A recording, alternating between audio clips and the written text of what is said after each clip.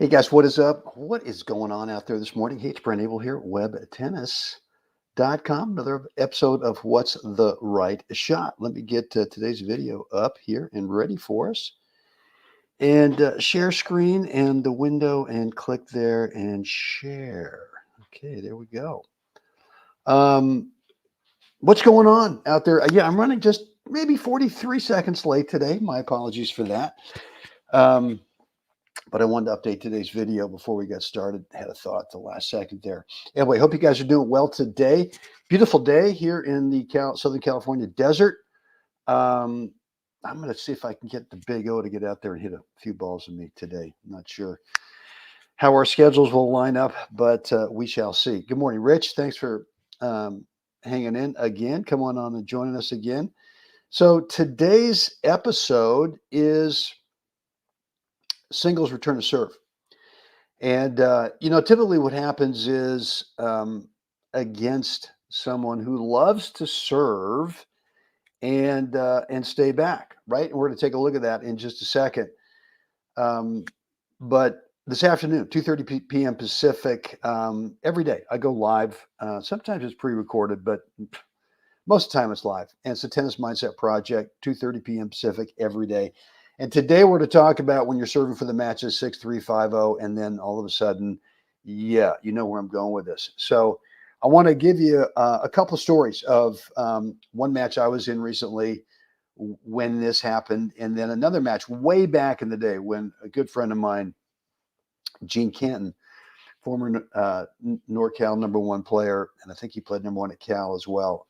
Same situation, and I really learned a lot from him on that day by watching him. So that'll be today at 2:30 Pacific time zone, 5:30 Eastern.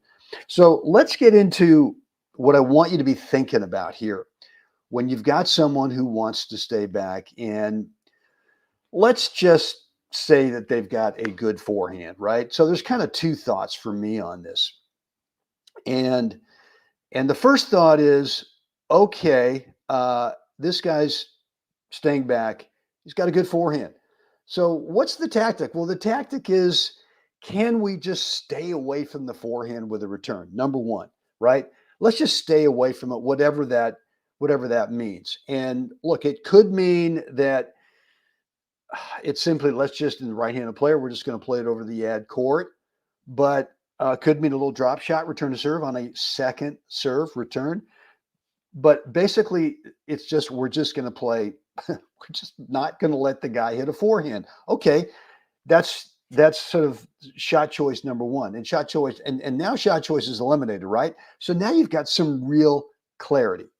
Now, the second part for me is this, is I want this to be deep. I want to go with depth, right? And the name of today's episode is called Depth is Diamond, which I'm stealing directly from the great Craig O'Shaughnessy, our boy from Australia, who's worked a lot with top players in the world. In fact, he was on Novak's team for a few years, helped Novak win a major or two. But his thing with depth is diamond just makes so much sense, right? And so here's what I think about in terms of depth. The problem that I used to have is I thought depth meant, well, I got to go harder. I got to go more power, a foot above the net. And boy, that's just a recipe, at least it was for me, recipe for just making way too many unforced errors, either into the net or the ball would just sail deep because I'm trying to really kind of juice it up and get it deep and still be what I thought was, close to the net. So I've changed over the years, I've changed my target, and my target for depth is simply a spot above the top of the net that's got some room. It's got some safety.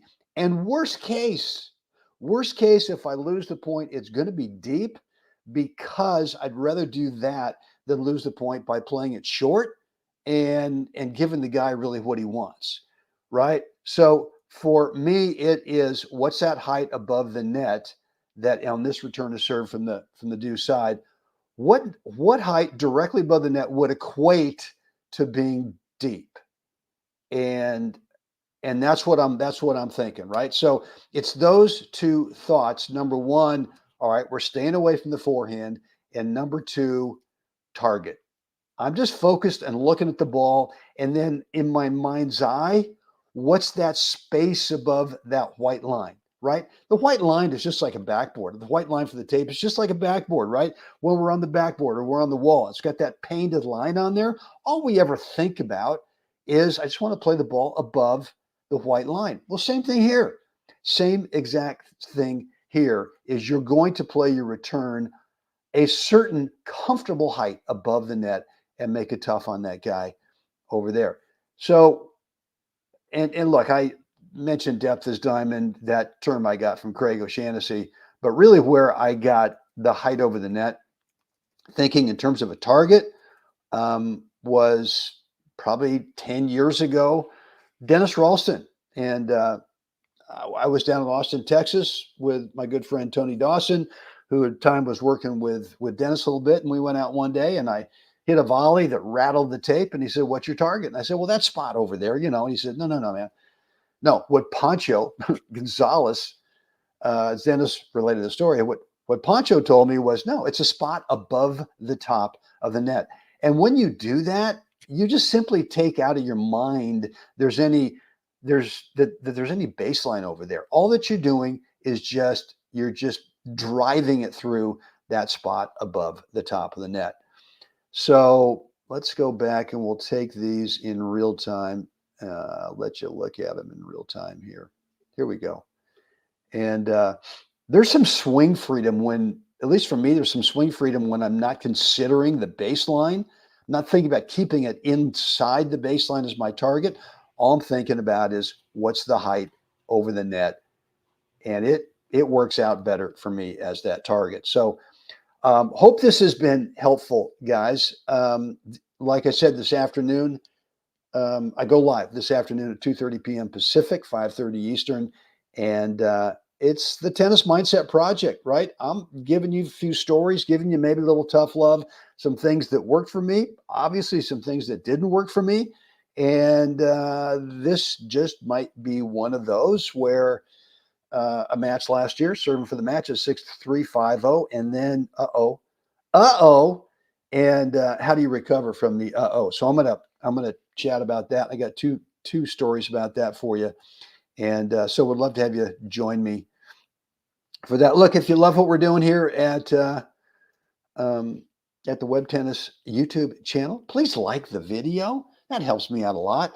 Hit that subscribe button, link, whatever it is, and be sure to click that notification bell so you're alerted, updated every time I go live and or come in with the inability to talk.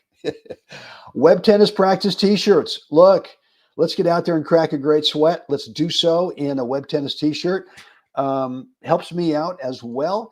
And if nothing else, kind of spreads the word for what we're doing here at this YouTube channel. So look, guys, and then finally, if you have not looked at the missing piece, which is my course on the 5 Mindset Skill Habits 28 Days Training Course, look, it's definitely the thing. It was the missing piece for me. And so I encourage you to take a look at it. There's a link down below in the description area. It'll take you right over to the information page. If you love what you're seeing there, pick up the course. And I take you through every day for the first 28 days. You get an email from me. I keep you on target, keep you focused and organized, and keep you a little bit accountable so that you stick to it. The information is pretty darn simple. The habit training is not tough to do. It's the discipline to do it a couple of times a day for the first 28 days. So you habituate this stuff. Some of the habits are off court, some of the habits are on court, but no question, this was the missing piece for me in 2023 that helped me get to that dream year. So Rich, good to hear that. It's been very helpful for me with the target being a spot above the net. Yeah, I mean, every shot, especially with the serve, right? Especially with the serve. I just look at the spot on the net, find a dark spot, crease, and then when I go through, I go into my tossing motion, my mind's eye, I've got that spot all picked out. I just hit it above that. Just hit it above that spot, and there you go. All right, guys. Any questions, any comments, any remarks, any feedback? Let me know down below in the comments area. If you want to keep it private, one-on-one, we can certainly do that. Just go and shoot me an email, brent@webtennis.com.